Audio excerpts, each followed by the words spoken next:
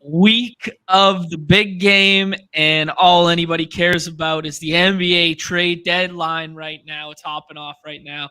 Thanks for joining us. This is a kind of impromptu, fun idea we wanted to whip together here, and I know there's a million places doing stuff similar to this right now. So if you chose to join us, appreciate you.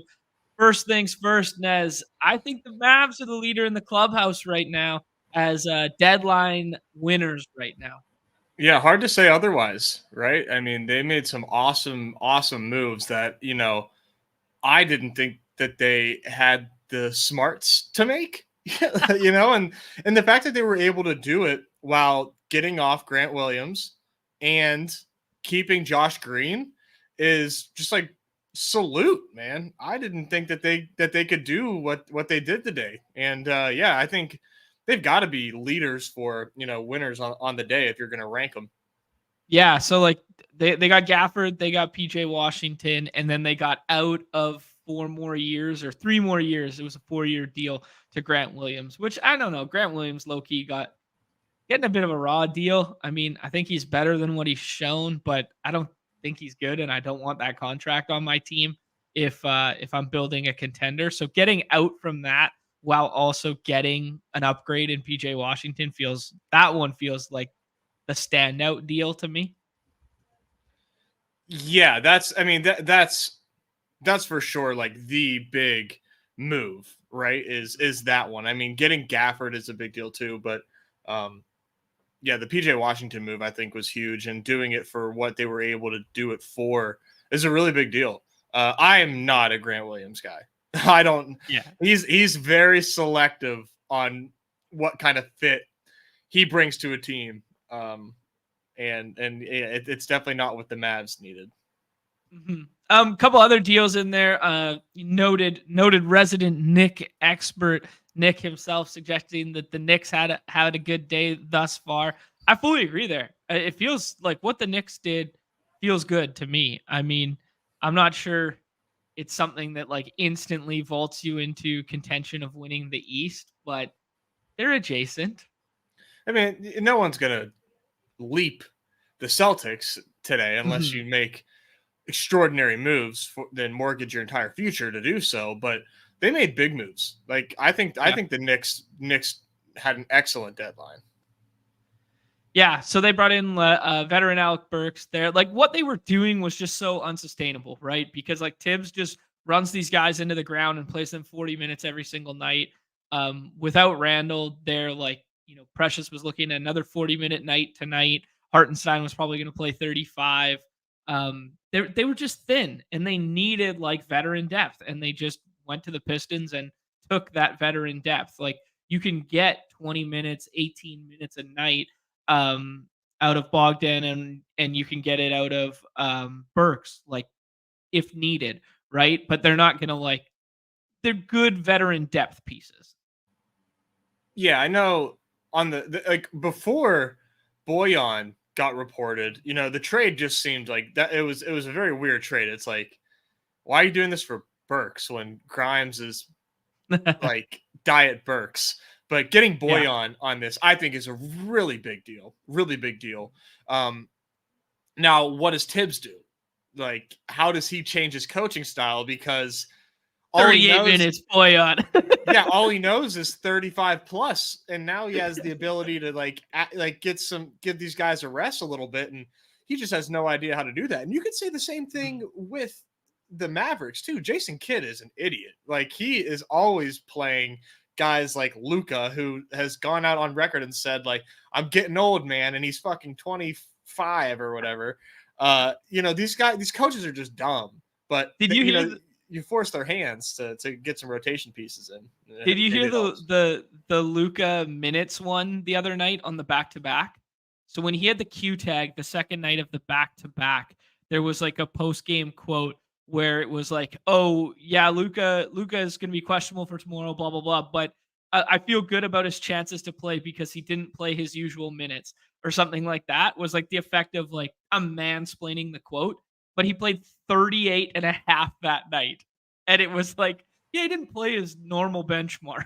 Like, just incredible. They're gonna ruin this dude, man. They gotta. So hopefully, with these moves on both sides, they can be easy on these players. And I really like what the Knicks have done. Showing that, like making DiVincenzo show that he can be a scoring option. Because I feel like Tibbs just has to see it. And it kind of takes that pressure off Randall, so he doesn't need to soak up so much usage. I love what they've done, man. It's exciting, and they've kept Mitch Robinson. Yeah. Well, I mean, yeah. I don't think they weren't going to do anything with Mitch Rob. Then they're bullish that he can come back at the end of the year. He was floated as a trade piece. Was he really? I would never. Yeah. Oh yeah. Fuck, I would never have suspected that to actually take place. Mm-hmm. Oh yeah. Interesting. What's his? Okay, let me look. Now I'm curious. He's not expiring though. Well, yeah, it was to be an upgrade, right? I mean, like, he's a trade piece because he's a defensive monster and controllable, I believe, was the thesis. He's got 2 more years. It would be for a big splash if it was to be done. So it's a good deal that they didn't. I mean, they're low. They're so big.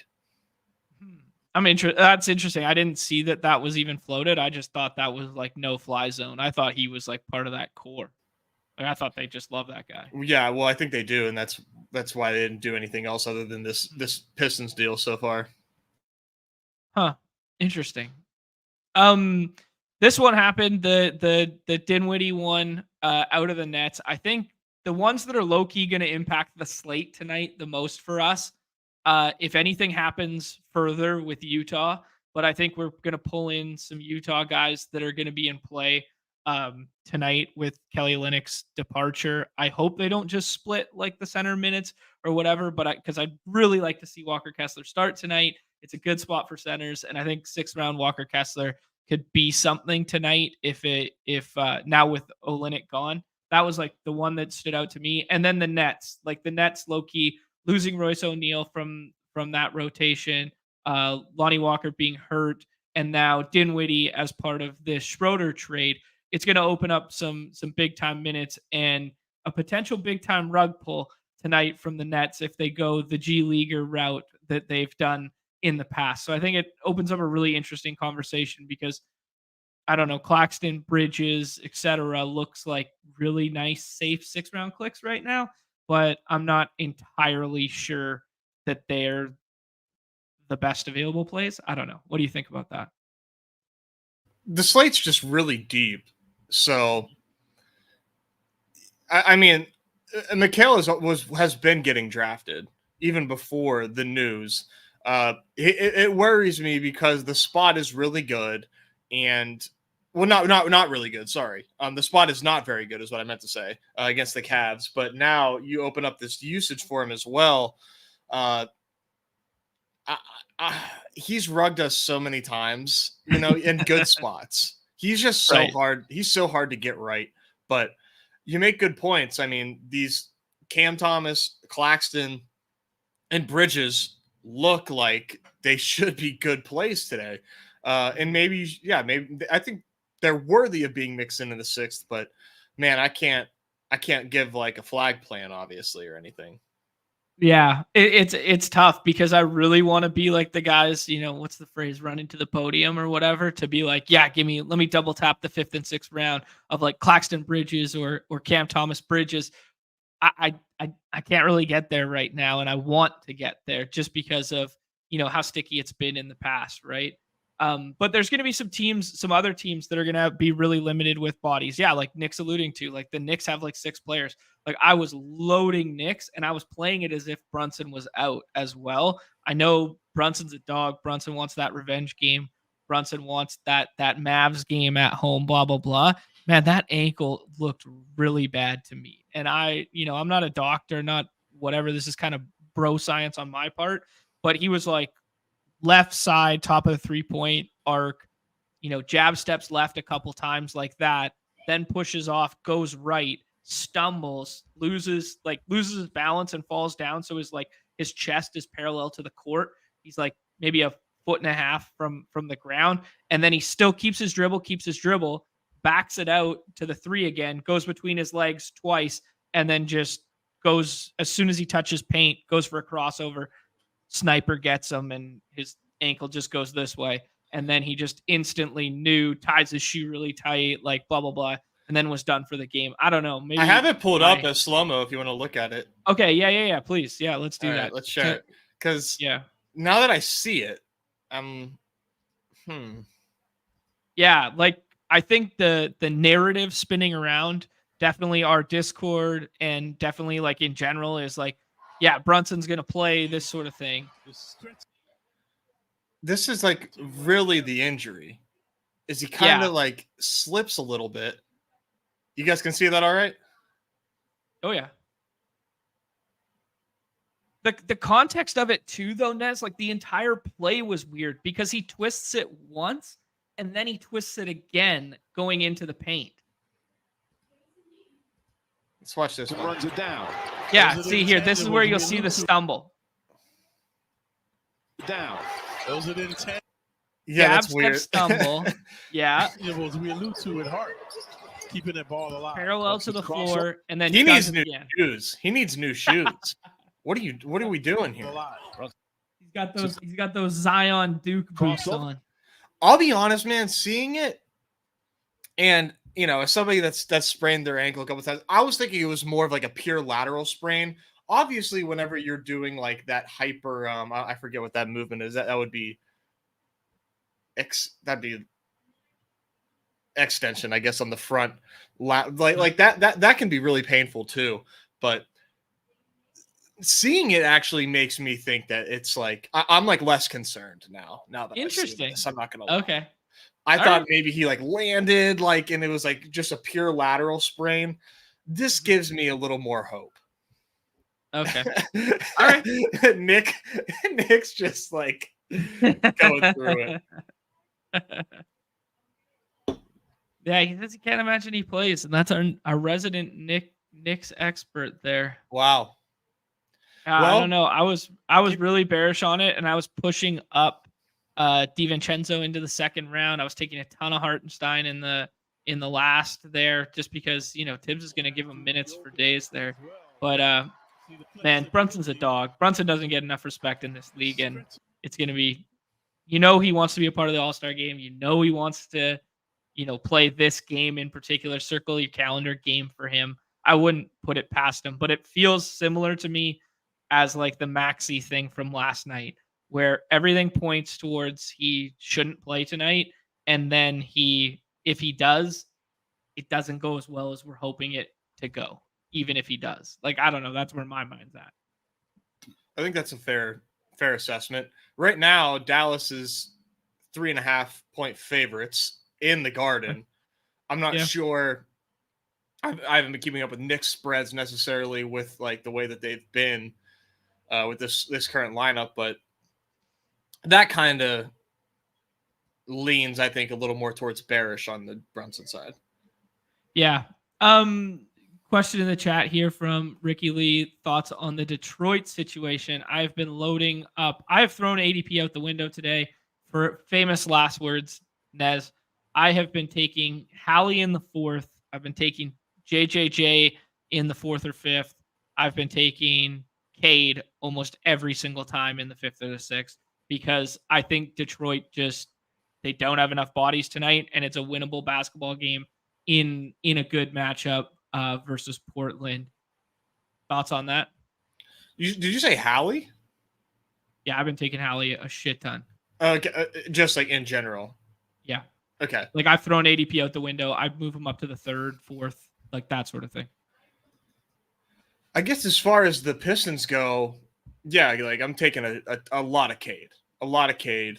God, the Osler ankle stuff was annoying, but he ended up starting in the second half. But I had a lot of him in the After Dark stuff. Duran and I, maybe the last Ivy, but Duran feels fun tonight too against Portland. But their moves in general, I think, I don't really have much to say about their moves. I mean, they're obvious sellers. Yeah, it kind of is what it is.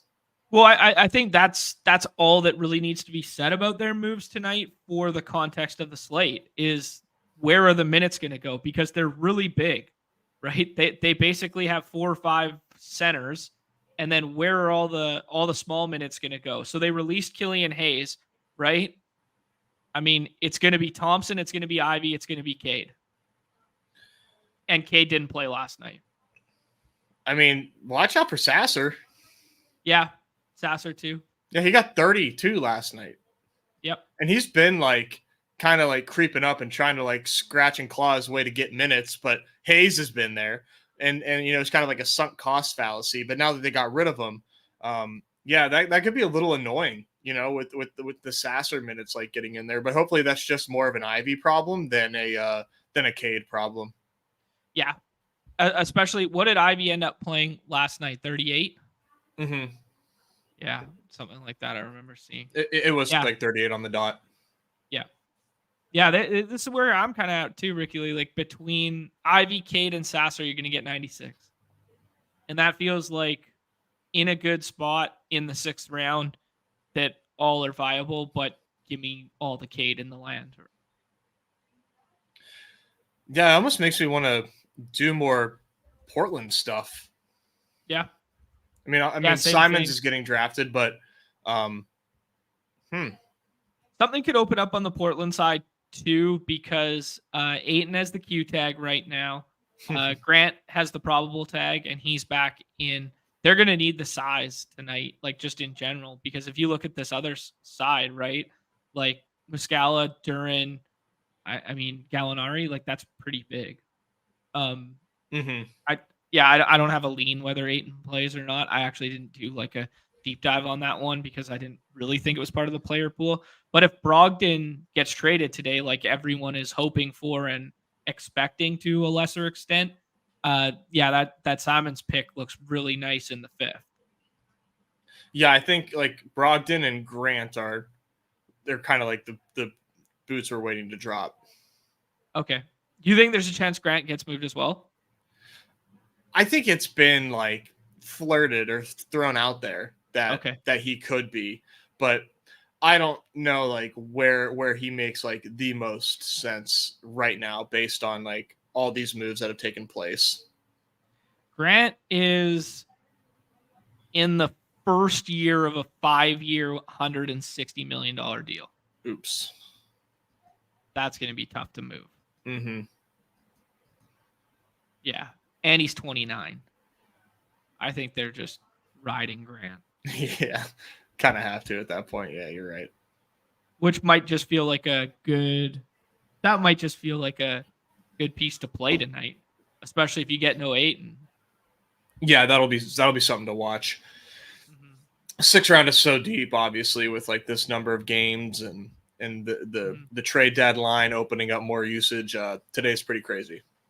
Yeah, I think that's what makes it like such a fun slate, right? Like we just got that Booker Q tag. Like this Suns Jazz game could be a mess. It could also be like really fun for like some certain spots to get to there. The Detroit rotation is going to be really hard to piece together. The Brooklyn rotation is going to be really hard to piece together. Knicks are just going to be like play every single starting Knick, just in general. How about this like T-Wolves and Bucks game real quick? Yeah, sure. Let's do it. I just find it interesting. Like, yeah, this total, you know, I think it's like they're capitulating to the T-Wolves side of this because it's like unstoppable force meets a movable object when it comes to, you know, the Bucks totals are almost always in the 240s. T-Wolves, I feel like this is less than splitting hairs and more favoring towards a slow paced game. Do you agree? Slower? I think yes and no. Yes, I do agree with you. I think it has less to do with how they're anticipating the play style and more to do with they're not expecting Dame and Middleton. And that's like a lot of auxiliary scoring gone against a really good defense. Mm-hmm. And it's just going to be like Giannis playing ISO ball. So, yeah, I mean, Giannis didn't the other night, like they had a very similar setup against the Suns, and it did not look pretty. Like Giannis did not look great in that game. That was an awful game. That was a terrible game. And I think that's what they're seeing. And then they're factoring in like, now that Doc's there as well. Like Doc did some weird stuff. Like he put Giannis on Durant and just made him guard Durant and like gave him like the super assignment. He also only played him 5 minutes in like the first quarter. It was 5 minutes, and then there was like a minute and a half left in the first quarter, and he put him back in, and he wasn't in foul trouble, and he had 0 points. I don't know. It just there's a lot of weird things going on with the Bucks right now. I like the Pat Bev trade though, because we've been going flow chart against the Bucks all year. Like, hey, just go against their guards or whatever. And he's low key like discount Holiday that they just picked up. So I think like the future looks a little bit brighter in that regard. But I think this is like, Brook Lopez has been gone for 3 games for personal reasons. Middleton's not going to be there. And Dame, as I alluded to last time on this, like he's legit hurt, like in quotations. I think there's a chance he plays tonight and plays through it, but he definitely was like for real banged up. So I think those are kind of playing into this more so than like pace, I think. Interesting. Yeah. Yeah, I think that makes sense. I mean, yeah, that game, like you mentioned, that was a really, really gross game to watch when when everybody was out. That was kind of like the worst, like my worst nightmare was just like what played out. And it should have been so fun. Like there was still so much talent on the court, right? Like you get KD, Booker, Beal, Giannis, all and Middleton all on the floor together. It's like, man, this should be a track meet. This should be back and forth. This should be a lot of fun. And it was anything but. Just one of those nights, right? Yeah. I like this shout right now, Nurk in the 6th. Like I was taking Nurk in the 6th a little bit, even if Booker, this was before the Booker Q tag because of the Beal Q tag. I thought it was just like a good spot in general there. But, bigs cook against Nurk, and that's why I low-key like Walker Kessler tonight. Like, and nobody's getting there. Yeah, it feels thin to do on a slate like this, but like I'm Team Walker Kessler, man. I've been waiting for his minutes to come back, and this could be a really good spot for that. I mean, it would make sense, but I mean, their coach just like does not like to play him big minutes at all right now. He doesn't like to play anyone big minutes at all. Like Lauri Markkanen's mispriced every single day because they go through that rotation 11 deep. Regardless of the bodies that are in, they just play so deep down the bench, right? Yeah. Yeah.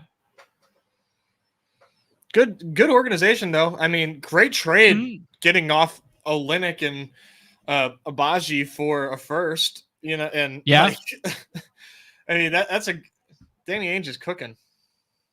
Little good Canadian kid coming home narrative.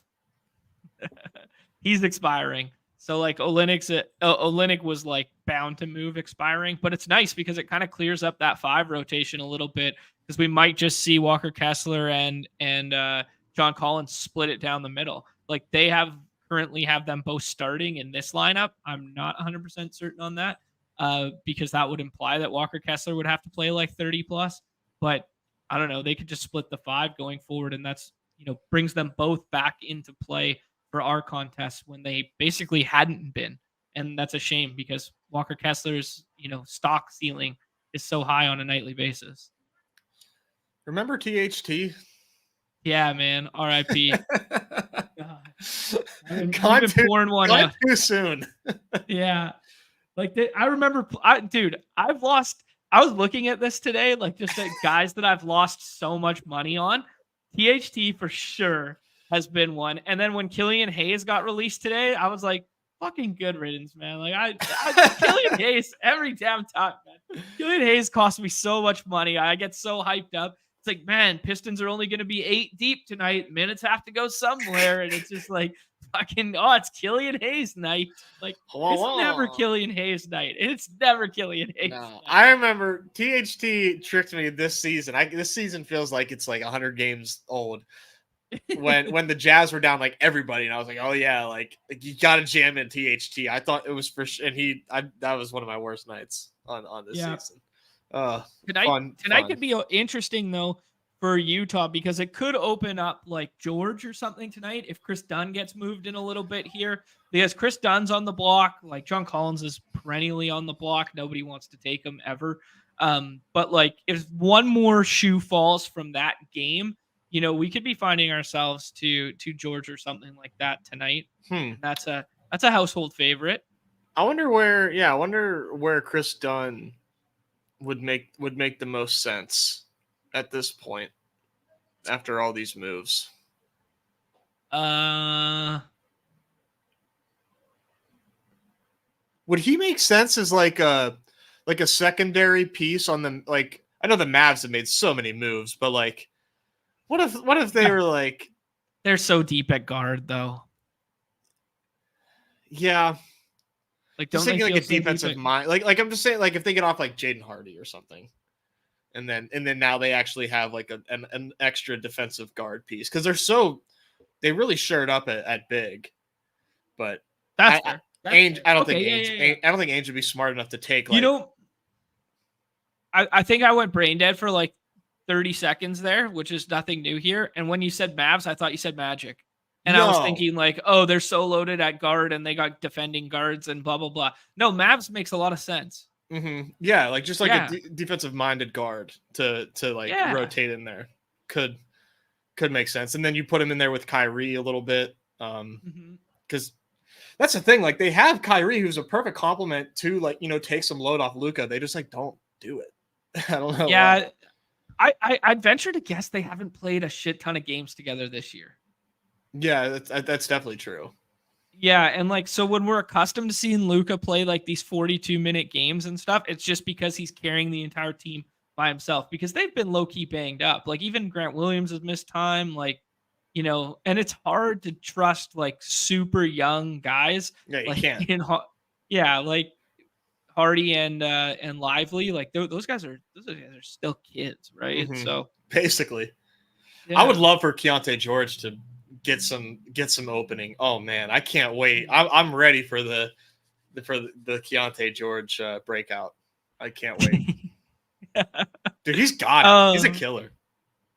Yeah, well, so you keep telling me. I've yet to see it here. Oh, he's got it, man. He played. He like. I'm pretty sure he closed. In the last game, and it was like a big part of that victory for the Jazz. Bullish. I forget who that was. Let me see, just so I can speak truthfully to that. I guess the Thunder. Yeah, he was a big part of that dub. Huh. He's getting up there, but they don't give him a ton. But he's getting up there. Yeah, but if they move one piece, like it instantly opens stuff up. Interesting. Let's talk about the slate itself a little bit more in depth while we wait on, we got 30 minutes till deadline kind of thing, and then stuff trickles in after that. But nothing's happened since we've been live, Nez, so we're not missing anything. Front end of the draft board is really interesting to me today because normally there isn't a hot debate with the 101 in most slates, and you could sell me this pen one of three ways this evening. Who do you like, and where have you been going? For me, it's been in this order: Luka, Giannis, Jokic, for sure. Okay. And then AD after that. I've been just like letting RNG dictate how that goes, but that's definitely been my preference there. Okay. Yeah, no, I agree with you there. I think this is basically how I've been doing it. I fell for the Giannis at 1 last time out, and Luka cooked my ass when Luka had the Q tag there, and I thought the Giannis spot was equally as good, blah, blah, blah. And I don't want to get burned again. And I think maybe the reason I'm not getting burned again is because it's the T-Wolves, and I'm a little bit scared there. But if you told me Dame was out tonight, and which I'm not 100% certain on, but we know Middleton's out tonight. If you told me that, I could spin zone myself into Giannis 101, but it's Luka's the scariest fade around. I can't fade Luka, man. It's just, I mean, not that the spot is like incredible, but it's Luka, man. I can't fade that. Yeah, exactly. All right. What do you like next here? Well, the Kevin Durant ADP gets a lot more real. And, I have not been taking him here really much. I've been going more Wemby, more Mitchell, sometimes LeBron, not KD. And now that we have this Booker Q tag with the hip, I am a little nervous. I'm a little nervous. So I'm definitely taking KD here at 5 now. Now with the Booker Q tag, I feel like I have no choice but to do that. Okay. Yeah, I kind of liked it before, and now I obviously like it more because I was taking Durant. I had Wemby ahead, I think. I had it kind of like this. And then second night of a back-to-back for the Cavs, I wasn't expecting Mobley to play, and he had the Q tag and whatever, and now he's off the injury report in the latest injury report we got. So I was aping a little bit of Jared Allen there and pushing him up, and now I feel kind of stupid. I thought he was a great pick. Allen, that is, because I was like, oh, just play the news, get ahead of the news. And now we don't have it. And Mobley's looked good. And, his minutes are obviously getting up there, and he's playing on a back-to-back. So you got to think that 28 is in, at a minimum, right? It kind of makes me want no Cav tonight. Like I could still get on board with Mitchell, obviously, but like if they're going up against this depleted Brooklyn team, and then Brooklyn does something funky with the G Leaguers or whatever, and just kind of waves the white flag tonight because they're low on bodies and whatever, it feels like kind of a gross spot to get to the Cavs tonight in terms of like they could just be like 12.5-point favorites and blow the doors off kind of deal. Oh man, this is like giving me PTSD because the last time you mentioned the Nets doing some fucking bullshit like this, they did some bullshit like this, and it cost me because I didn't want to believe that they would do some bullshit, and I didn't want to believe that there were people out there giving smart information that like basically like had the script, and I was like, nah, no way. Well, yeah. Now that this talk is coming out again, it's pissing me off, and now it's like, making me wonder. But I don't know, man. On the surface, I keep saying on the surface. I got to stop. You look calm and ready. And ready. I'm all over the place, man. This is, what a losing streak does to an MFer. But I like the matchup with Mitchell against the Nets, even though, they are like as healthy as they've ever been. I like this matchup for Mitchell against the Nets, though. Still. Okay. Yeah, fair enough. I'm doing a little research here on the Long Island Nets and what's going on with them. Long Island Nets play tomorrow in Greensboro. I'm not seeing anything on the injury report about G Leaguers' availability and stuff like that. Interesting. All right, I'll mess around a little bit more here. Because, they're a stone's throw from the arena always. That's why they're always a threat, because they're Long Island and Brooklyn. So it's kind of like when the G Leaguers are out, they can just have them there, right? Yeah, so I didn't see any G Leaguers called up. Thank you, Ricky. Yeah, that's what I'm looking at right now, too. So it's just interesting scenario there. Okay, anyways, we got too long with back-end net stuff. So you're good with the Mitchell ADP here. Mitchell or Wemby for you tonight? I kind of think Wemby. And it's just, the Wemby ceiling is very real. And I kind of think the way that the Magic play, it sets up for Wemby to have a really big defensive night where they kind of do the mid-range thing where, Wemby could be swatting shit all night. Yep. I can't agree. I can't disagree there. I had Wemby in the same spot there. It's second night of a back-to-back. I think this is his first back-to-back playing after they said he will no longer be limited on back-to-backs. I thought he played one before. Played one? Okay. Yeah. Good note there. But he still hasn't touched 30 minutes the last couple games, and he still just puts up a 40-point fantasy floor. It's insane, man. Like, the stocks weren't there last night. He only played 27 minutes. It was a bad matchup against Miami going in the paint against Bam, and he still puts up 41 fantasy points. That was basically the new Wemby floor game. So it's pretty hard to get off of. Yeah. Exactly. Okay, now we're gonna have like this crazy mishmash tier here. Steph cooked everyone last night. Never Steph, evergreen, but maybe Steph because they're playing the Pacers and it's the highest total game on the slate. So, what are you doing with this next tier? Do you think LeBron's Q is real? Do you think Booker's Q is real? The Brunson one, we kind of talked a little bit about. What have you been doing with this next kind of like big blah? I think Lakers and Nuggets are they're national TV, right? That is I looked at it earlier. I'm pretty sure, yes. Okay. Yeah, they are. In which case, I think LeBron is 100% playing. Yeah. I tell you what, man, it took me until like 5 minutes before showtime to like get over that Steph game last night because I had a lot. And I would do it again. Warriors, Sixers, like in their current iterations, that should have been a shootout. That should have been a lot of fun. Mm-hmm. It was awful. I had a really bad time last night. And now we have Curry against the Pacers. Like, what are you going to do? Are you going to are you going to, be scared? You're going to go back in. I think you just got to go back in. You can't really, you have to ignore last night. You have to, and just go back in on Curry. Now, where am I taking him? I don't know that I'm going to take him in front of anybody that's above him. But okay, once Kyrie and Ant are off the board, yeah, I'll take some Steph. Okay. I played none last night. I full faded Steph last night. I thought the ADP was way too high, and I probably still lost more than you. I have no idea how.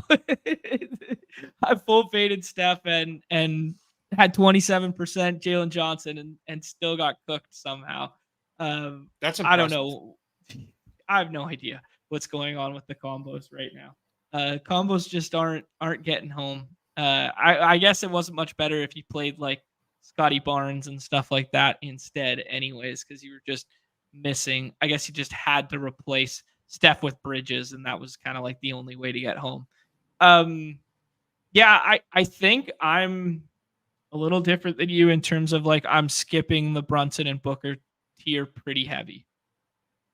Like, I think they both sit tonight, and I kind of will just do this, and then I'll start thinking about pushing up some other guys that fill the void in here. And recently it's been DiVincenzo because I thought Brunson wasn't going to play.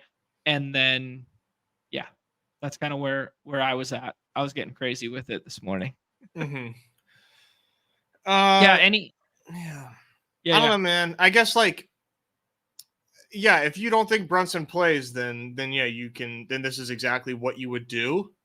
Mm-hmm. If Brunson plays, he's, granted this is a deep slate and there are other stars on the slate, but he's a smash against the Mavericks. He's an absolute smash. Not even not giving a shit about the narrative, like matchup and situation. Like this is an incredible spot for Brunson. So yeah, no Q tag. He probably goes 5th overall. Mm-hmm. Mm-hmm.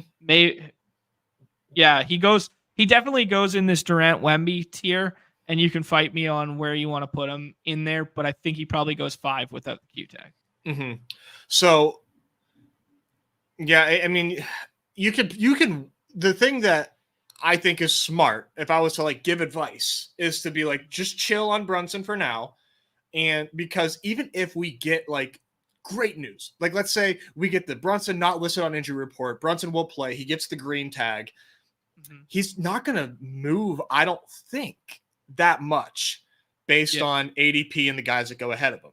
So you can, if you're planning on spreading out your bullets, you might as well just wait and wait and see what happens, knowing that if Brunson is active, the spot is fantastic.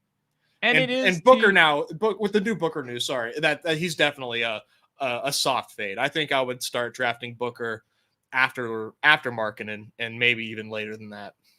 Okay. Yeah, the other one that's interesting here is that it is a national TV game. So we always play that national TV narrative or whatever for the Brunson one, but he is legit injured or hurt, however you want to word it. So it's a very tricky situation tonight. There's so many moving pieces to this slate. I could see 3 guys with, a lineup with 5 Q tags winning tonight.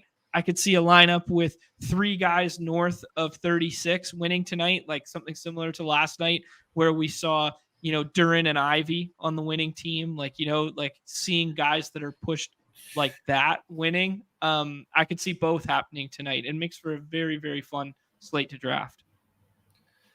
Yeah, man, I got cooked last night.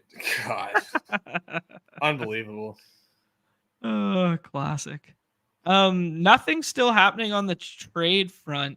Other one we didn't talk about yet, and the reason I bring them up now is because we're kind of venturing into that territory where I've started feeling comfortable with it. Hallie had a quote, man, after last game that they're getting the minutes limit up, that he's allowed to play over 30 now. I think he touches 30 tonight. And they just lost Buddy Hield, and they got a whole bunch of Q tags on the injury report. I think Hallie cooks tonight, and if you have 6th-round Hallie, he's the guy you need. That's kind of how I feel about Hallie tonight.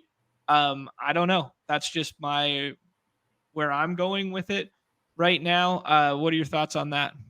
Yeah, I think last night was, or not last night, last game rather, the big time tell that, hey, like the minutes restriction is getting slowly released. And in this matchup here against the Warriors at the place where you can take Halliburton, this is a very, very fun night to get overexposed on Hallie for sure.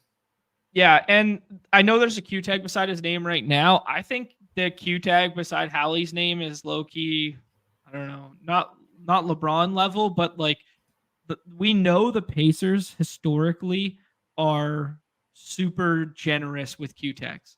Like they, as an organization, are the inverse of the Sixers screwing us every single night with late breaking post lock news. Like they are overly cautious, and they drop a Q tag on everyone, including G Leaguers. So I when I see a Q tag from the Pacers, I treat it slightly differently than when I see a Q tag from, another organization. So I think there's a chance that, like, even though Hield's gone tonight, I think there's a chance that like 3 guys play with Q tags, and that would be Smith, Mathurin, and Hallie.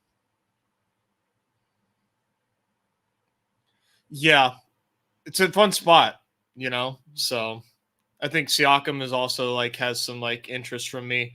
Do we just get another trade? Ooh, what do we got? Dougie McBuckets to the Pacers. Oh, buddy, they're gonna play fast and they're gonna fill it up.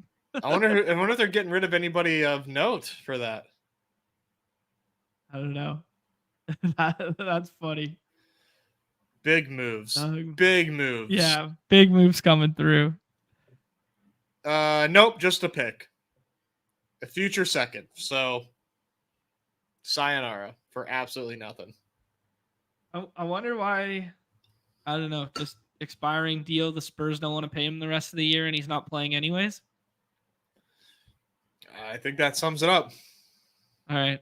Like they just, we lost Hield. We need a depth piece shooter, veteran, just in case kind of deal. I think that makes sense, right? Okay. Yeah, I guess. Oh man, he was so fun in college. Like those Creighton years, like he was just like, he was a walking bucket, man. Lest we forget, Dougie in the tournament was a problem. Yeah, exactly. Right. Like that was probably like my peak tournament watching years. That was probably like 10 years ago or something like that now. Because he's got to be 30. You're a Creighton boy. Well, it was fun to watch. Yeah. Dougie is 32. Yep. Yeah. So he's born in 92. 92. Yeah. Huh. Damn. I'm going to be 32 this year. Man, that makes you feel old, eh? Yeah. So it's that age where you just start losing track of how old you are. Oh, and we got Woj that DeJounte Murray won't be traded. Okay. Interesting. Yeah, so he was a big piece of yesterday's slate where they sat him out with the, dare we say, fake Q, and then, yeah. Nothing. I mean, I believe that too. I mean, what team? DeJounte Murray is not a great fit for many teams. Like him going back to the Spurs would make like the most sense. Yeah, and they just don't need that. They don't want that. Yeah, like that does nothing for anybody. Yeah, we'll just overpay Vassar, or overpaid Vassal rather. Yeah, it's like, well, we'll just play the young guy instead. And I think I would rather have Vassal than a vacuum. There you go. Yeah. Yeah, because like he's way too expensive to be a veteran depth guard guy. He's too good to go into like the Russell Westbrook 6th, 7th man role. Like he's still too young and too good for that, and too expensive for that. So he just has to be saddled up on like a fringe contending team or a bad team and be the primary ball handling 36 minutes a night guy. Yeah, that doesn't win you games in the NBA. No, he's just in purgatory like that. Yep. I mean, like he does feel like in the playoffs, like that a guy that could lock down, but I don't know. That might just be like anecdotal and in my mind. Might be reliving some glory UW days there. Yeah, maybe I'm underselling his defense. Like I always thought he was a good perimeter defender, but I don't know if the advanced stats back that up anymore. Like I don't know what his EPM and stuff would be. Yeah, I don't know. Johnny Basketball saying he's a selfish player right now. Makes sense. He's a weird fit with Trey too. They both need the ball in their hand. It's just a weird fit, man. Like that just never really made sense in my opinion. Yeah. What do you think about this whole next tier here, Nez? You alluded to liking Pascal for all the reasons that we kind of just like that game environment. Yeah. What do you think? The Markkanen one, like the Markkanen's minutes. I mean, Markkanen's minutes are the safest on the team. Does it feel like an okay spot now if Booker doesn't go and they've moved a couple pieces? Laurie plays 36 tonight. Laurie's been cooking, man. I mean, I know he's got that game against Milwaukee where they didn't really matter, but he's kind of been cooking. Okay. But there's just a lot going on this slate. Like for me, like I kind of like Bankroll more than Markkanen. Okay.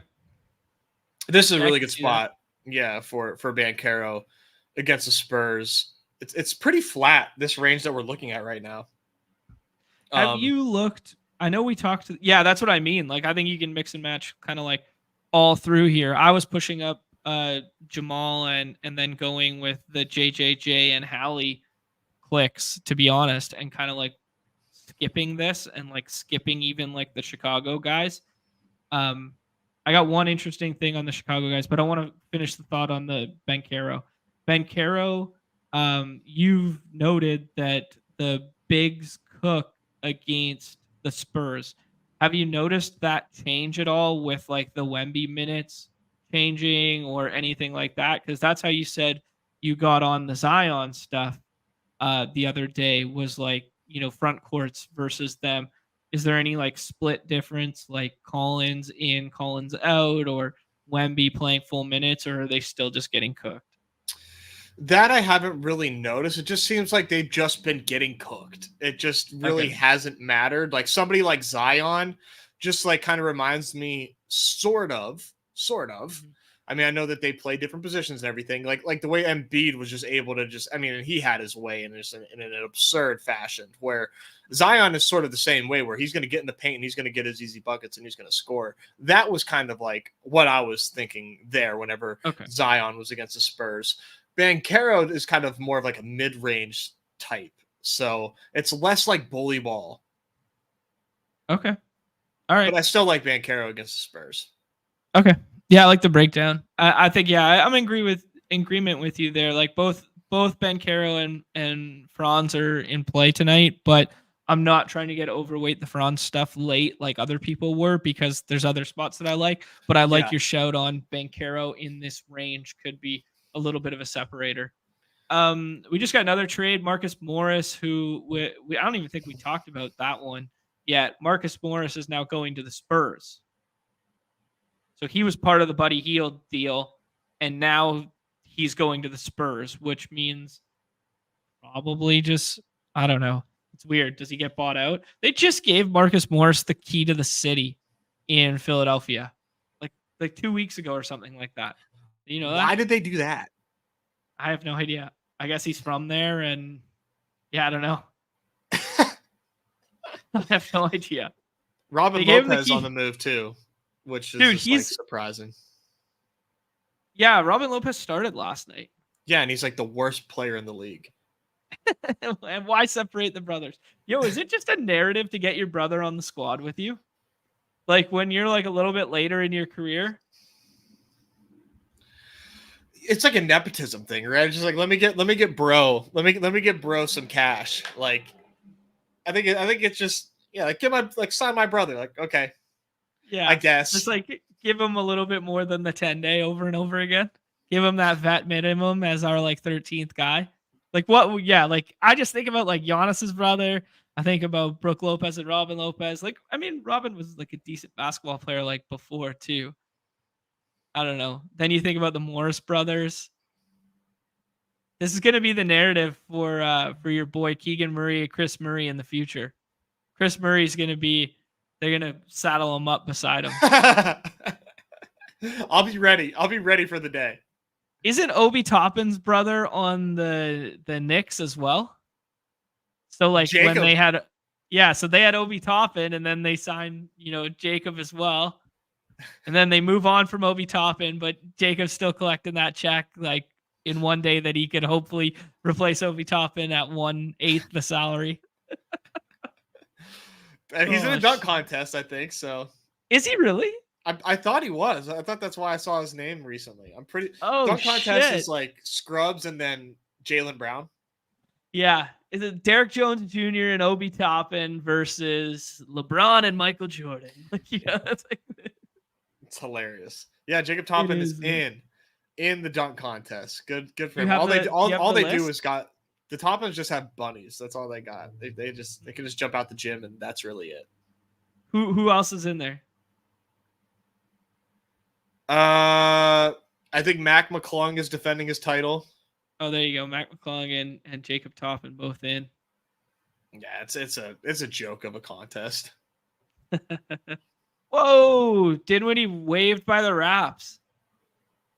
Whoa! Thank God. I was worried about our Raptors for a minute there. Huh. Dude, I thought that was low-key like a sneaky buy low.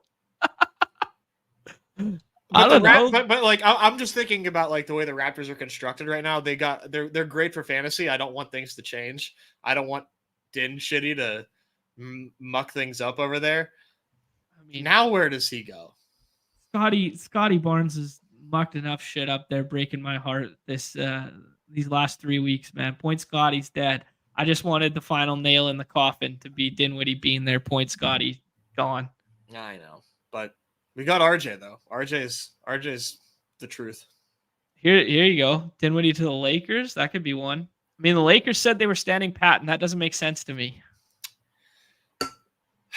Dinwiddie to the Lakers, man.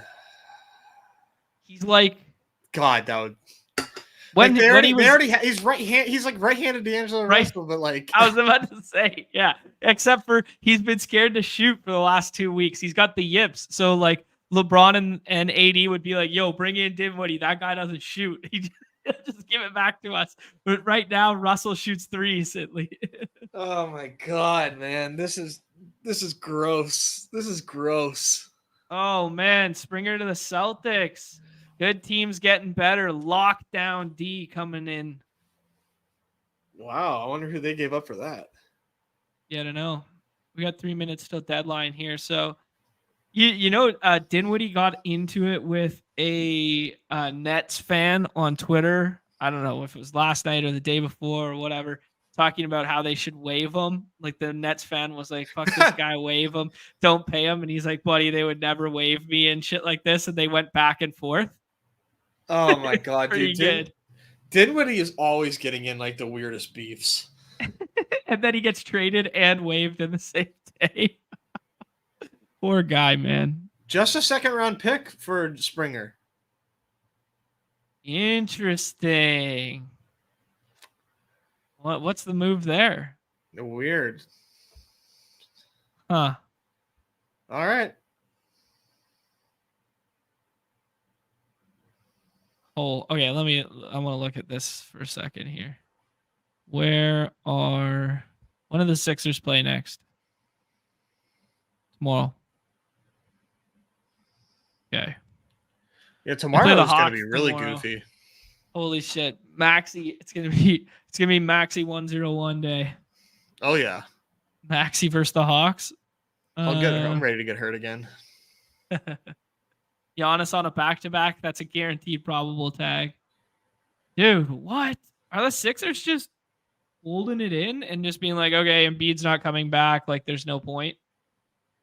Like, you get rid of House and Springer. Those are two rotational pieces and defenders. You're saying on the Sixers side? Yeah. Yeah. Definitely chairs on the Titanic without Joel. Yeah, they're just trying to stay alive. Well, it kind of feels like they're doing the opposite now. Like they're getting rid of Springer, getting rid of House. I mean, I guess you bring in Heald. I don't know. Reed and Mo Bamba splitting 24 each at the center. I guess I maybe I'm underselling Springer and House, but I don't think that necessarily means that you're waving the white flag because you trade those two. It's definitely a white flag adjacent. It's like a beige flag because I mean you didn't get anything in return, but now it's just like, hey, let's just be the Pacers and let's just like run and let's just play small and be awesome. Here comes Dinwiddie. Oh shit, that would suck. Here comes Dinwiddie. Yeah, GA, sorry, we tweeted it out and stuff. We just went an hour early here to catch the trade deadline. Yeah, there you go. See, Nick's speaking my language. He knows what we're seeing the same thing here. Let's see here. Anything else coming through here? I'll keep refreshing the Underdog. I just heard the horn outside. Do you think Dinwiddie would ever reunite in Dallas? I hope not.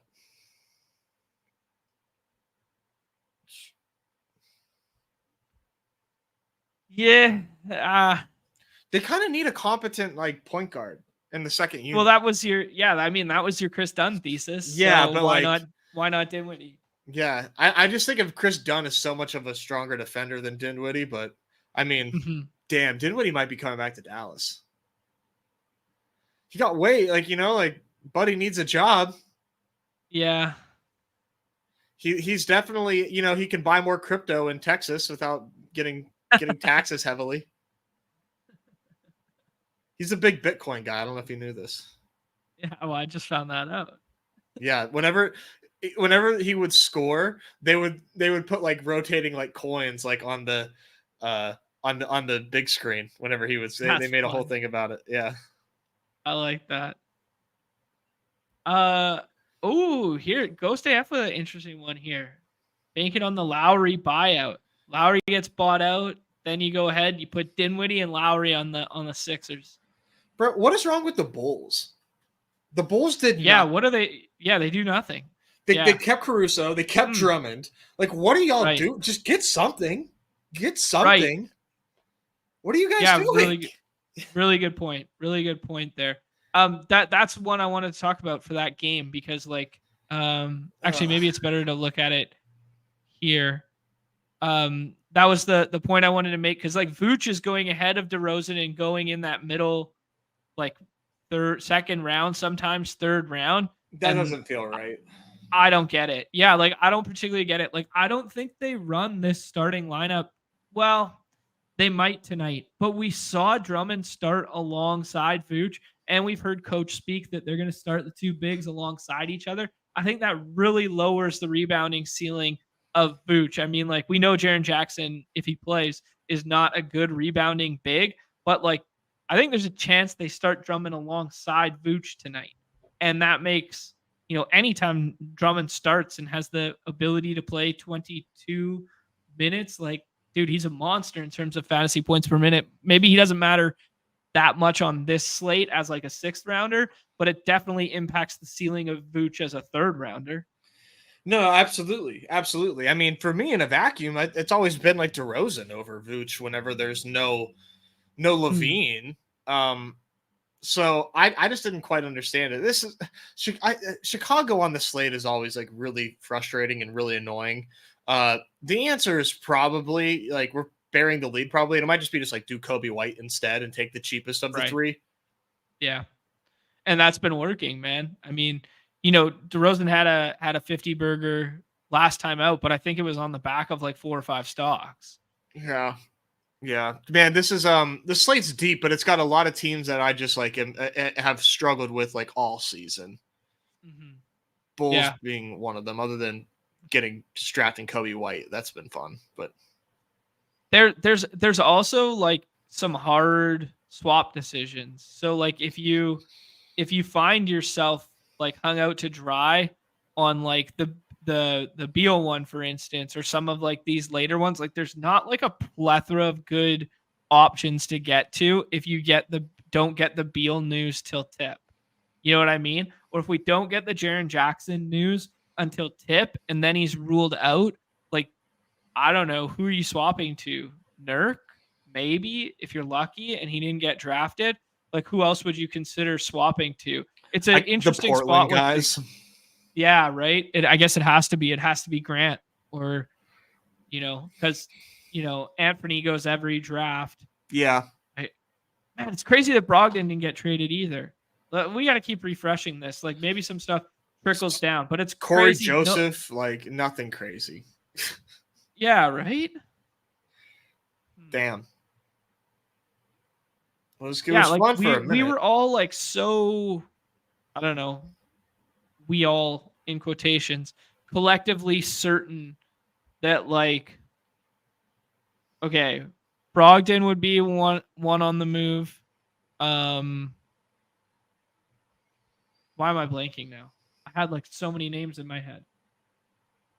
We thought Chicago would do something with Drummond or Levine or Caruso. Bruce Brown, that seemed like an obvious one. Yeah, I thought he would get flipped. Nothing. Yeah. And then, yeah, it's weird. And then it was weird to see the Sixers were talking about like, making some moves and stuff like that. But a lot of them revolved around getting rid of Batum. And then they would hold on to like Springer. They'd hold on to those guys. And then they'd flip like Batum for something. And then instead they go the opposite and they get rid of, Morris and Springer and House. Very interesting. Yeah, it's a weird deadline. I guess we'll see if something comes in past the finish line. But it sounds like we're done. From who? Woj said we're done. Isn't the deadline over? Or oh yeah, but tell me it's your first deadline, Nez. Like these things trickle in for like half an hour still. All right, we'll see if something comes in. Hey.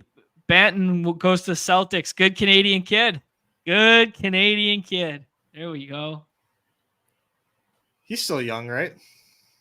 I don't know, to be honest. Like he's probably 24, 25. That would be what I'd guess. He's between 23 and 26. Like 100%. But I don't know exactly how old. Should we rip some drafts here? Or do you want to talk about any other pieces that you like in these middling tiers or late that we haven't talked about yet, Nez? No, we can go ahead and draft. I'm the game that I'm still like the two games that I'm struggling with right now is like that Bulls, Grizzlies, and T-Wolves and Bucks. Those two games are kind of like putting my mind in a bit of a pretzel right now. But I will say, man, based on drafts that I've been in, like Jaren Jackson is going like a round ahead of what his ADP indicates. Yeah, I was taking him around ahead. I was taking Hallie around ahead. I just think like there's so much gross in that like those middling tiers that I would rather have A, the swap, or B, the ceiling option. Yeah. Because like the names that go, the names that go like here, like I don't really care to be overweight Gobert or DeRozan or Cat tonight. See, that's like what's tripping me up is like DeRozan could go off. You never know. Well, I know we're more so looking flow charting guards against Milwaukee, but Gobert and Towns, like I don't want to have zero of either. Yeah. I just don't. I don't have a good feel for this range, and maybe it's just like take Kobe, take Halliburton, and then like don't think at all. Just take those guys instead. That's kind of what I was doing. So I got 68% Hallie right now through 40 drafts. That's big time. Yeah. And I think the minutes limit moves and change, but it's a stand, right? It's just something that I was doing, whether it's right, whether it's wrong. Like I might just get absolutely cooked on being on the wrong side of Brunson because, I was bro sciencing that I thought I knew a little healthcare there.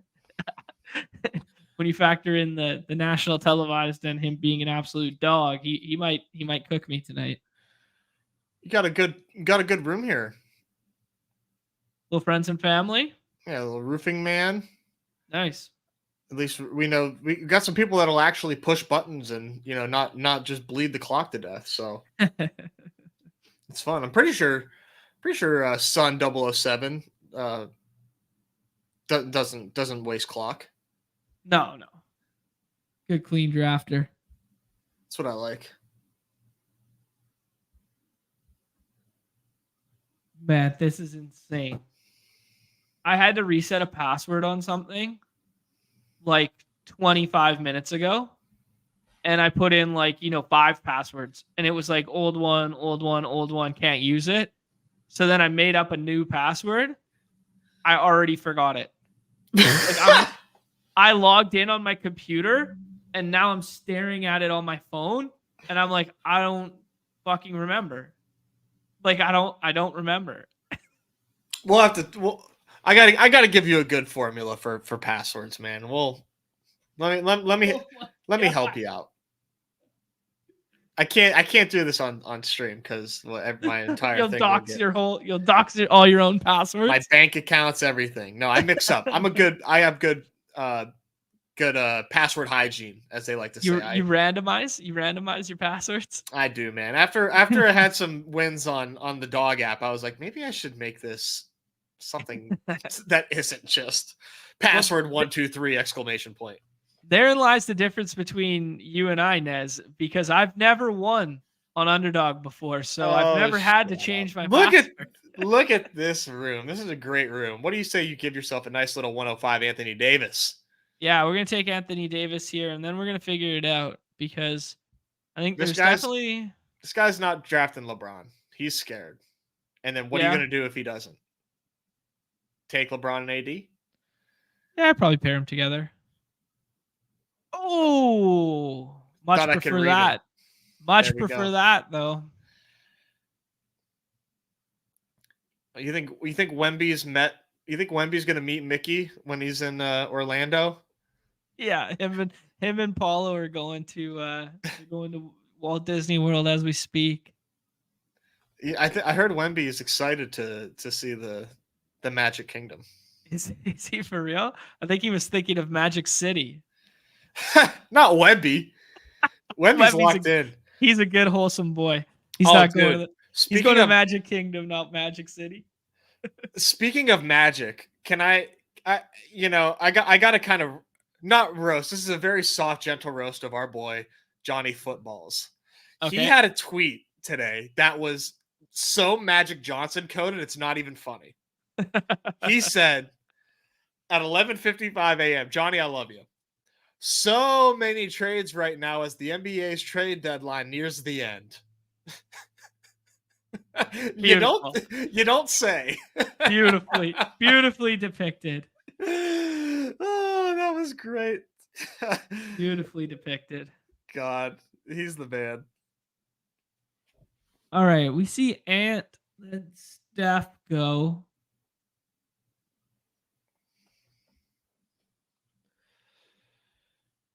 I can't believe I forgot this password already. Did you know that Valentine's Day is next week too, John? Are you up to date on that? That's a good little Nez nug I'm gonna file away here to make sure. Don't botch that, man. You might you got a marriage coming up soon. It's actually our 1 year engagement. Oh wow! Yeah. Is this Dante for you, or are you going Jamal? I think it's Dante for me. Sam. I think it's Dante because I'm actively fading the Brunson. Yeah. And I don't know, man, even if Brunson plays, still kind of like Dante in this matchup. Yeah. He's been playing really well recently, and man, he's heat check knocking shit down too, like deep stuff. Big ragu, baby. Yeah. I got a buddy in another group chat that's like not even like pasting tweets. He's just like updating us as though he's the reporter, and he's like 10 minutes late. He just told us that the Raptors are waving Dinwiddie. Like, brother. I got a buddy who does the exact same, and then anytime anyone else breaks something in the chat before he does, everyone just tags him that he was late on it. It's pretty good. That's funny. So it's a good bit. All right, DeRozan and Jamal go there. This for me would be Siakam or Scroll. Siakam. Let's get hurt again. Okay. Like I think it'd be like that's how I would rank this next year. Maybe Kobe White in there. One of these days, me on man. The Simons thing too. Yeah. Yeah. The thing that worries me about I wonder if Simons is running. Like I know this is like kind of who Simons is, like he has the ability to have these big games. I wonder if he's running just a smidge hot, just a smidge, I don't know. Just because we've seen that dip that he's had earlier in the season. I'm just really scared that he's going to revert back and give us a 23-point game, but against the Pistons, man. And he's been cooking. Simons has been cooking. I think it directly coincides with how many bodies they have too, though. Like the nights that he gets hot and he plays 36 and they're only rotating 8 or 9, I want him on my team. The nights where everybody's in and, if he misses a couple, they go away from him and all of a sudden like Scoot starts running the second unit. True. This sort of thing. Early in the year, he wasn't like as big because like, who are they missing right now? Sharp. They're missing Sharp right now. Oh yeah. Yeah. So like, they were like 10 deep and then he was still kind of banged up coming back from injury. And then we kind of just like lost sight of him. And then all of a sudden, when they went down to that slimmer rotation, he was going in like the second and third round for a couple slates there. Yeah. Things swing fast. Well, we're staring at him at pick 29. Yeah, he comes all the way back to us. We alluded to how we like the matchup. Let's go ahead, take him, and then hope that the last pick. We just got the most ridiculous 3-team trade ever. Oh, okay. What do we got? It's a bunch of nothing we care about. The Suns and the Nets and the Grizzlies. Suns, Nets, Grizzlies. Okay. Suns get Royce O'Neal and big body David Roddy. Didn't they already have Royce O'Neal? I think they did. Yeah, that was reported like Cade didn't come back to us. It's an Precious, update. Claxton, Hartenstein, Bridges. Bridges plays tonight. We do the Bridges thing. Yeah, let's just play the hits. All right. Yeah, it's an updated one. I apologize. For what it's worth, I like Hartenstein more than I like Precious tonight. Oh yeah, I'm always Hartenstein over Precious. Okay. There's an interesting pick by Sun that we didn't hit on earlier. Brook Lopez will probably be up to full minutes tonight, especially when they don't have Middleton and they might not have Lillard. 6th round pick of Brook Lopez feels pretty sharp to me because he was away from the team for personal reasons. I think he had a kid. I think that's what the personal reason. Hopefully it was just like a happy personal news. He was away for a while. Yeah. And yeah, I mean, against the T-Wolves, they're going to need his size. Mm-hmm. Yeah. He feels like, bad matchup, but could play big minutes and matter on this slate. Yeah, I'm into it. Cool.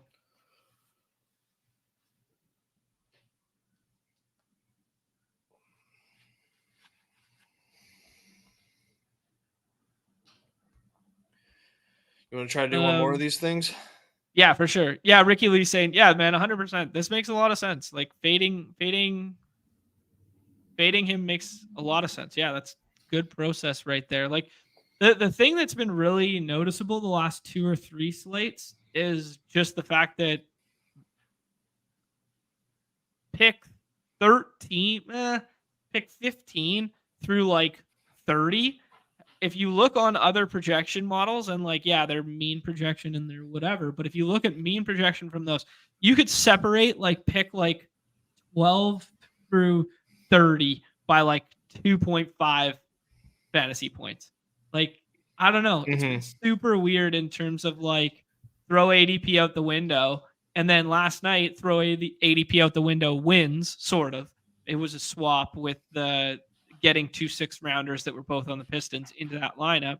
And then the previous night before was you fucking idiot. Just look at this team that's duped that just went perfectly in line with ADP, right? It's so hard to gauge on a night to night basis of when to fade projected points and when not to. And that's what makes the game so beautiful and challenging, right? Yeah, it's definitely got me going back and forth on what I think is correct, and it's definitely slate dependent for sure.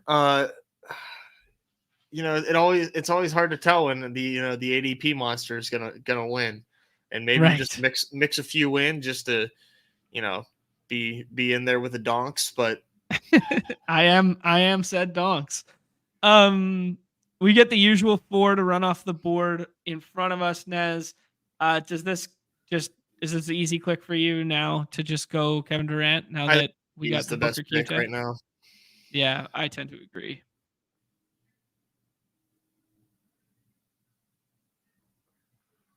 What did I say that was old? Oh, that 3-team trade. Sorry, it came through as a push notification, so I thought it was new. Oh, we got oh, nice. Mitchell's in the draft with us. Mitchell won his first NBA slate the other night. Oh, let's go. Big ups. Yeah, the buzzer beater. So that'll get you started. There.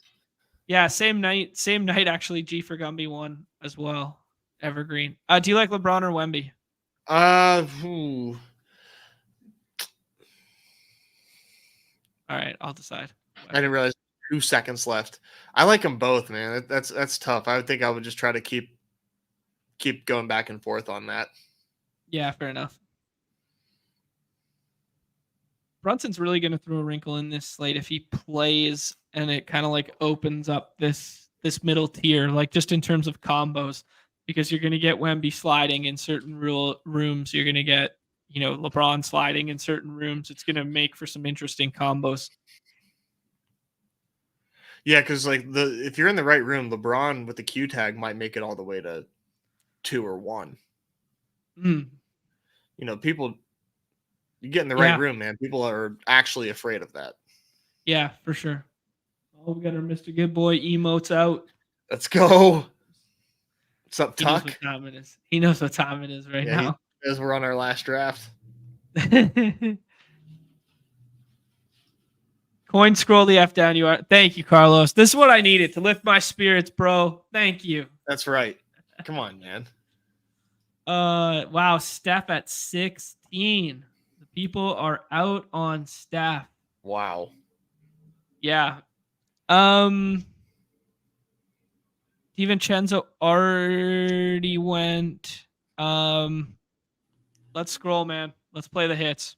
All right. I'm gonna show the people what what John Boy's been doing. Don't dupe me. All right. That's a big scroll. Oh, yeah. Big scroll. Many people have told me that ADP is for the birds, my friend. This is like where Jaren Jackson normally goes. Yeah. So I take those two in the 3-4 there, and then because I think they're really good plays if they play tonight, I wouldn't just do it for like the swap potential. I think that's where they would project if they were playing tonight, even if Hallie was on like a 30, you know? Yeah, I really like it. I'm trying to look at some of these projections that are out right now. Trying to see anybody that's standing out. Jared Allen is actually still projecting well, even with the Mobley minutes, which I don't know if they're just a little too late on that or not. Yeah, might be a little late on that one. Mm-hmm. G for Gumby, my man. Just to prove the record here, the data, the way the data was looked at and interpreted is wrong. And I've gone back and I've done the research, and we will be producing something that suggests that the data is inherently flawed. The way the data is not flawed, the way in which it's being looked at and perceived. We jumped the gun a little bit there on the way Inthrius did his research. Thank God. I was worried I was just shaking up my boots. The brand is going to hold strong. I'm afraid the haters. Yeah, more or less just because like the way ADP is. Oh fuck, we're on the clock. Oh no. Dame's fine. Bridges. Nah, not Dame. Wow. We got to scroll, man. We're scrolling out here. Dame, I want to see what he projects right now against this. Oh man. I wanted Cade. I wanted Cade and Allen to close. Is what I wanted. And instead we got Bridges and Hartenstein, or Bridges or Hartenstein. And Hartenstein it is. All right. Oh man, Dame. These freaking models can't get over Damian Lillard. No. But you know what's interesting? You want to go the coach speak narrative a little bit here. I was listening to the ball game the other night, and when Doc got there, he said, "Man, like you got to stop capitulating to like the team dynamic and caring about like everybody's feelings and this and that, and that we're playing basketball a certain way." He's like, yes, Giannis has been here. Yes, Giannis has won a championship. But he's like, you're an effing superstar. Start acting like it. Start playing like it. And his direct quote was something to the effect of like, you're behaving the way in which I behaved when I knew I was like the 6th or 7th man on a team. He's like, you got to start acting like you're Dame Lillard.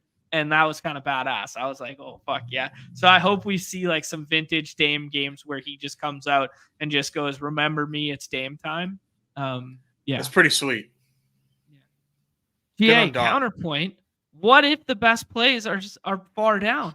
What if the other people just can't see that they're good? Actually, I want to find this real quick before we tie a bow on it, Nez, because I let's see here. Yeah, that's an awesome quote. No, I was looking for the graphic that I shared with you the other day. Oh. Here we go.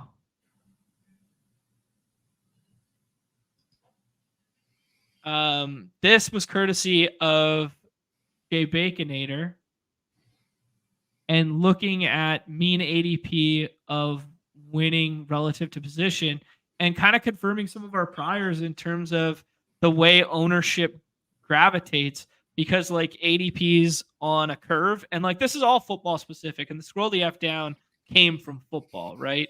But just like this was just week 2 of last year, and it's just the thesis being like where ownership goes. So like tight end 3, even if tight end if a tight end has like was drafted at like 32, call it, they're 15% owned. But if it was a quarterback, it's like less. It's, call it like 7% owned.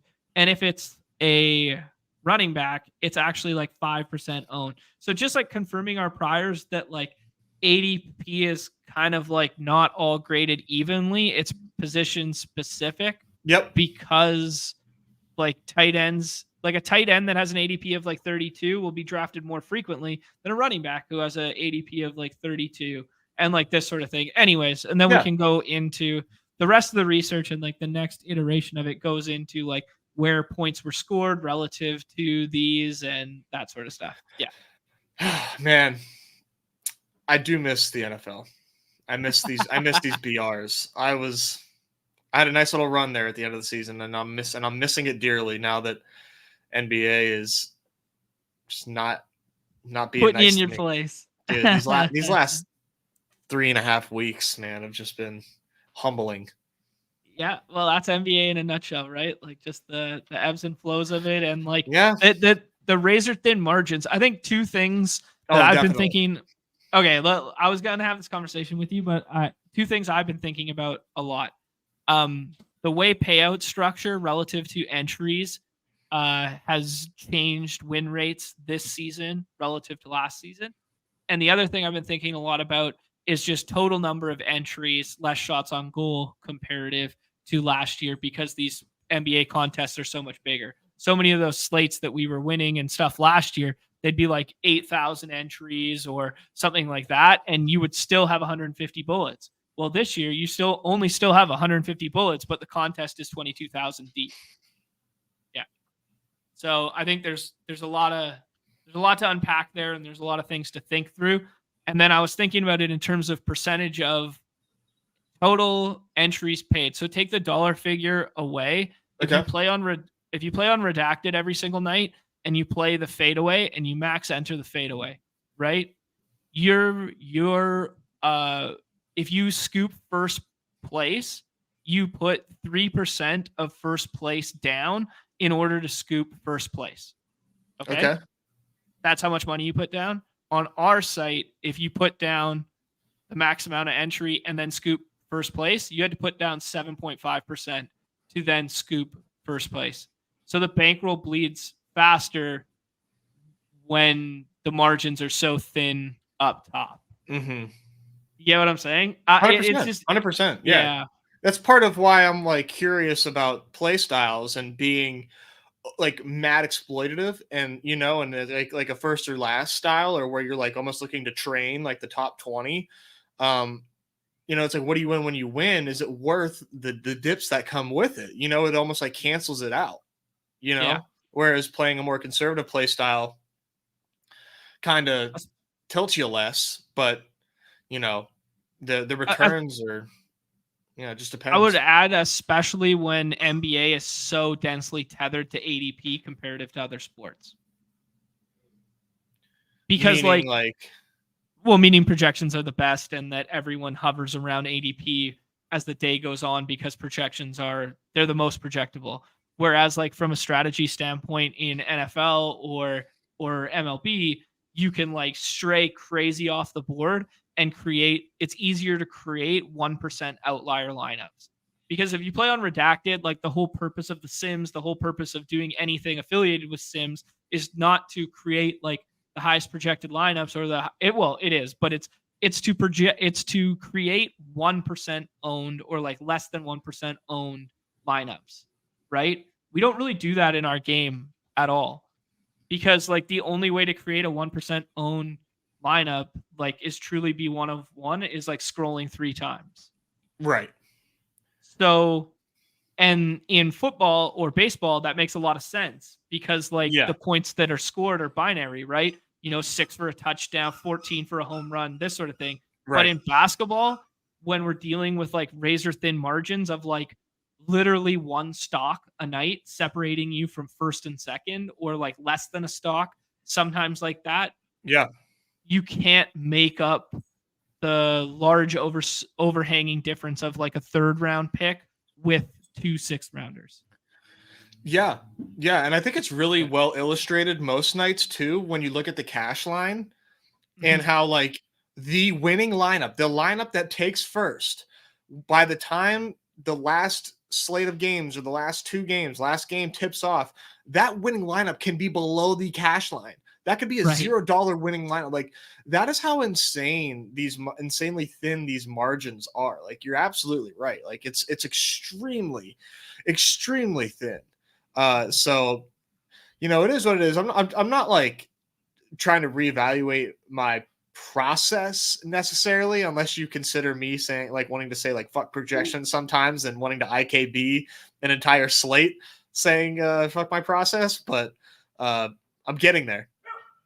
Well, I mean, there's certain aspects of it that we should just be like progressively learning always, right? Like, I don't think it's bad at any regard to say fuck your process and scrap it all out and do something new, because like I've said this so many times, results don't matter. Like just because you were winning in the past and then you're not winning now or vice versa, like what matters is like progressively learning like what we should be striving for. And right now, like, is everyone striving for the same thing? They're striving for an EATR projected lineup, a stochastic highly projected lineup. Are you striving for the best values in ADP? Are you striving for the GM every single time? Well, if everyone's doing that, what's a way you can differentiate yourself to win in a more unique fashion that's not just volume? The best Nez projected lineup. There you go. Because the projections is knowing ball, right? So if you build better projections than what everybody else is using, you win, right? Or you can just play, lower volume and play crazy contrarian, or you can do crazy exploitative, nutty things like I'm experimenting with tonight, where you just take 3 Q tags in every single lineup that are all north of 27% like ADP and see what happens. But it can't be a binary case study either, because even if that wins tonight, was it smart? Right. No. It's got to be agnostic of results. Anyways, fucking poker gal brain going to town right now. Love it, man. I love it. This is what it's all about. Yeah. Yeah, I mean, like, here you go. Nick, quality player, really good on the site, plays every single night. Yeah, had a trash January, bounce back in February heavy. You can do exactly what Crutches did the other night, where Crutches was, he went completely 0-4 and he posted the screenshot of like minus 2,800. Then he comes back the next night and wins the small heat check by like a fraction of 0.3 points. And that's the difference between having a minus 3K swing in a 2-day stretch or only having a 50% swing because he gets it back like that, right? It's crazy. It is very crazy. I will say, I mean, I agree with Nick where like I have more fun when I play less. Like it is a more enjoyable night for me. However, like if you play 50 entries instead of 150. Yeah.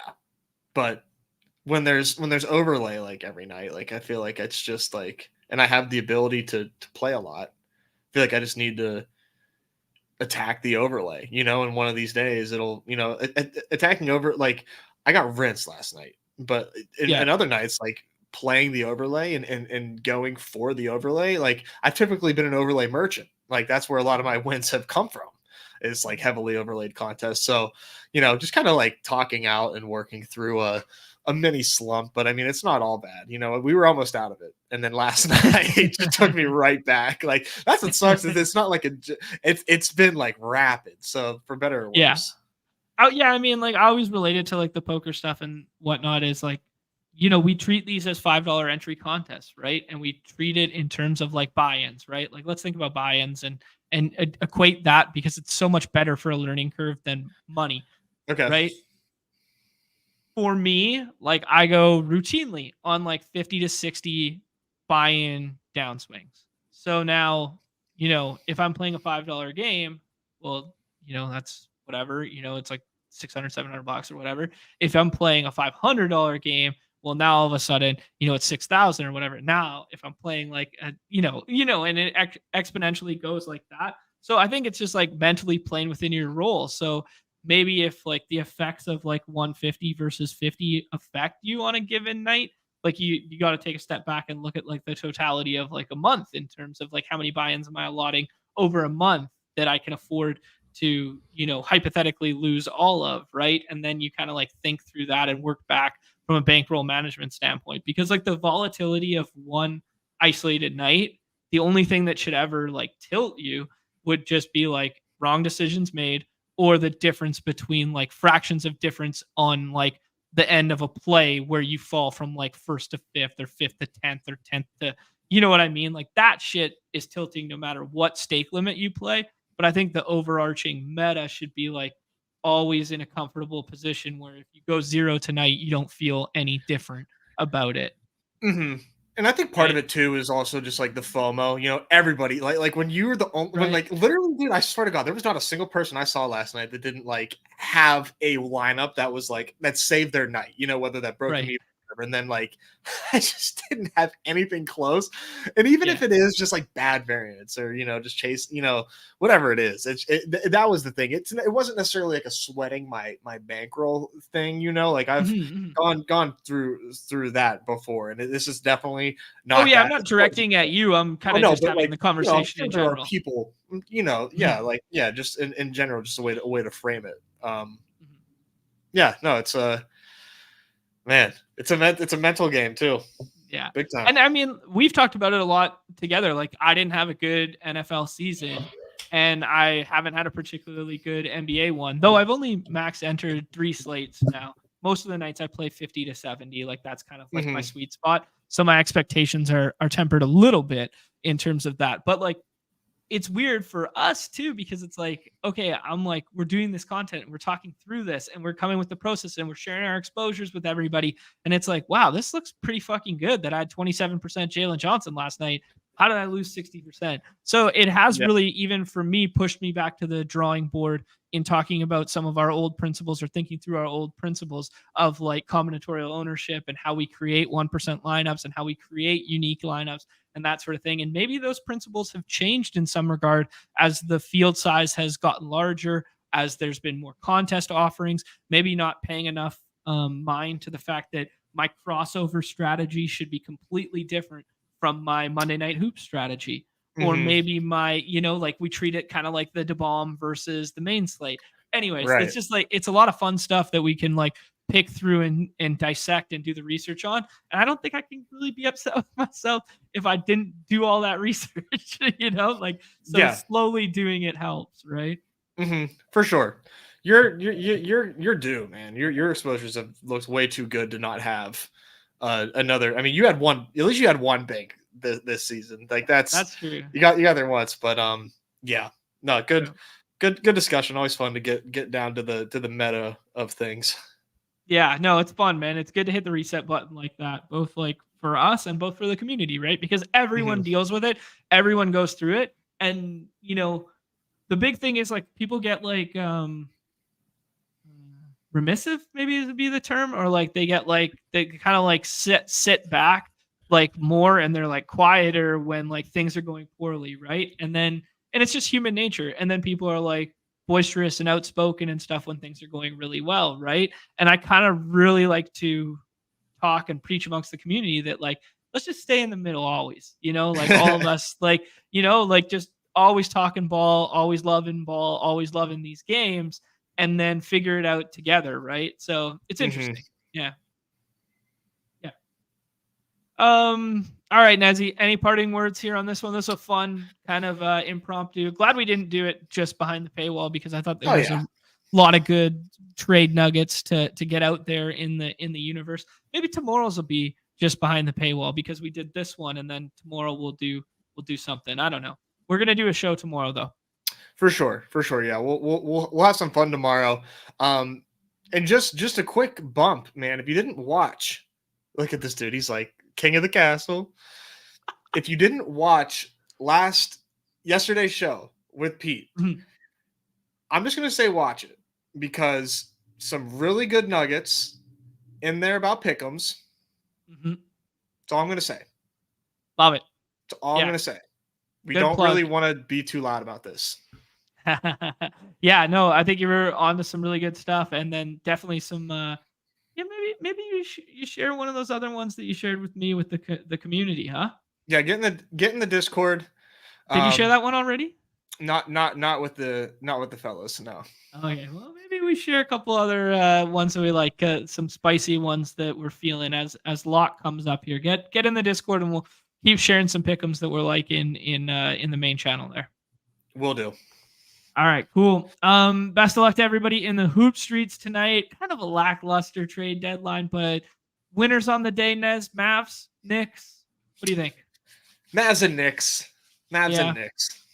Yeah, kind of. I tend to agree there. I like some of the small deals too. I kind of like what the Bucks did to fill the holiday missing link by going out and getting poor man's Jrue Holiday. Trying to replace him in the aggregate. Yeah, that's the Moneyball approach. So good. All right. Best of luck to everybody tonight. We will see you guys back tomorrow. We will be going at the regular time tomorrow. So 3 p.m. Eastern, Ness? Yeah, let's do it. Cool. Everybody's favorite time of the show. Please hit that like, that subscribe, that notification, that follow. Everybody's favorite time of the show. The end. Peace.